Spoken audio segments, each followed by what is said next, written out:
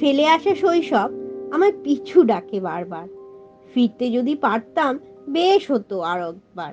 জন্ম থেকে শুরু হতো পথ চলা, পথের পান্থে যে পথ রয়েছে তার জন্য অন্তহীন অভিসার মানুষের। বাইরে ঝাঁঝা রোদ, চুপ করে মায়ের কোলের কাছ থেকে ওঠা, লুকিয়ে বারান্দায় বসে তাকিয়ে থাকা, কখন যে লাল চাদরে নিজেকে মুড়িয়ে ফেলা, ভুলে যাওয়া আমি কে।